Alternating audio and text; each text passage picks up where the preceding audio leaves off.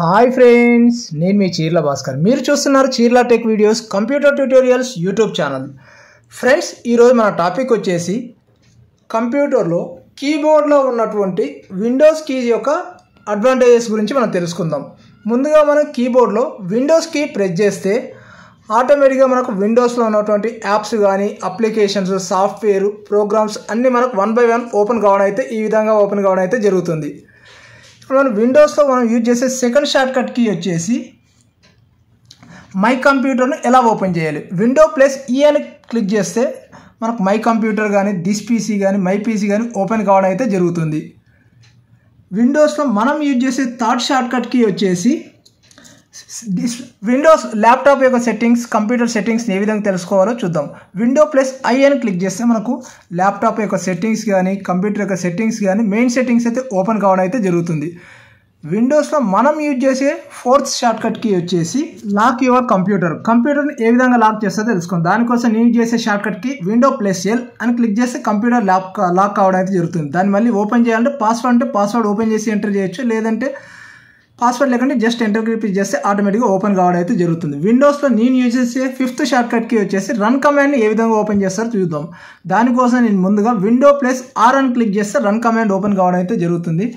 Run కమాండ్లో మనకు కావాల్సిన ఫైల్ని కానీ, ప్రోగ్రామ్ కానీ ఓపెన్ చేయాలంటే, సపోజ్ నేను ఎంఎస్ వర్డ్ని ఓపెన్ చేయాలంటే విన్ వర్డ్ అని క్లిక్ చేసి ఎంటర్ క్లిక్ చేసి ఆటోమేటిక్గా మనకు ఎంఎస్ వర్డ్ అయితే ఈ విధంగా ఓపెన్ కావడం అయితే జరుగుతుంది.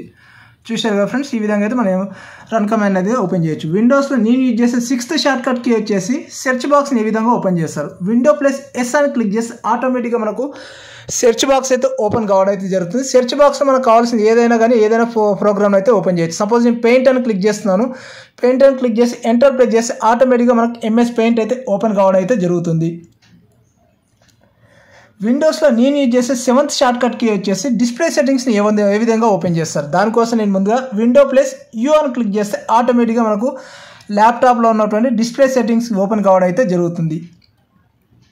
చూశారుగా, ఈ విధంగా అయితే మనం ఓపెన్ చేయొచ్చు. విండోస్లో నేను యూజ్ చేసే ఎయిత్ షార్ట్ కట్ కీ వచ్చేసి ల్యాప్టాప్ యొక్క నోటిఫికేషన్స్, సిస్టమ్ నోటిఫికేషన్స్ కానీ, వెదర్ అప్డేట్స్ ఏ విధంగా తెలుసుకుంటే దానికోసం నేను విండో ప్లస్ డబ్ల్యూ అని క్లిక్ చేస్తే ఆటోమేటిక్గా ఇక్కడ మనకు డేట్ కనిపించడం జరుగుతుంది. నోటిఫికేషన్స్, వెదర్ అప్డేట్స్, క్రికెట్ సంబంధించిన అప్డేట్స్, న్యూస్ సంబంధించిన అప్డేట్స్ అన్ని ఈచ్ అండ్ ఎవ్రీథింగ్ అయితే మనకి ఈ విధంగా అయితే ఓపెన్ కావడం అయితే జరుగుతుంది. చూశారుగా, ఈ విధంగా అయితే మనం నోటిఫికేషన్స్ అయితే ఓపెన్ చేయొచ్చు. విండోస్లో నేను చేసే నైన్త్ షార్ట్ కట్ కీ వచ్చేసి సిస్టమ్ను రీస్టార్ట్ ఏ విధంగా చేస్తారో చూద్దాం. దానికోసం నేను ముందుగా విండోస్ ప్లస్ XUR ఇక్కడ XUR అని క్లిక్ చేస్తే ఆటోమేటిక్గా మనకు రీస్టార్ట్ అని ఇక్కడ కనిపిస్తుంది కదా. ఇక్కడ నేను రీస్టార్ట్ పైన క్లిక్ చేస్తే ఆటోమేటిక్గా వీడియో అయితే ఎండ్ కావడం అయితే జరుగుతుంది. కాబట్టి నేను జస్ట్ మీకు చూపిస్తున్నాను. ఈ ఆప్షన్ క్లిక్ చేస్తే ఆటోమేటిక్గా మన సిస్టమ్ రీస్టార్ట్ అయితే కావడం అయితే జరుగుతుంది.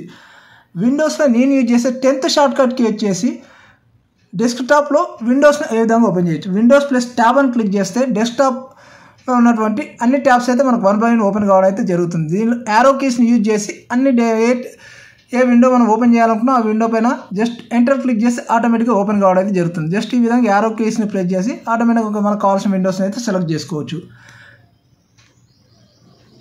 విండోస్లో నేను యూజ్ చేసే 11th షార్ట్ కట్ కీ వచ్చేసి ఎమోజీస్ను ఏ విధంగా తెలుసుకోవచ్చు. దానికోసం నేను ముందుగా విండో ప్లస్ డాట్ అని క్లిక్ చేస్తే ఆటోమేటిక్గా మనకు కావాల్సినటువంటి ఎమోజీస్ని అయితే చూడొచ్చు. మనం చూసారుగా, విండో ప్లస్ డాట్ అని క్లిక్ చేస్తే మాత్రం ఇక్కడ మనకు చాలా రకాల ఎమోజీస్ అయితే కనిపించడం అయితే జరుగుతుంది.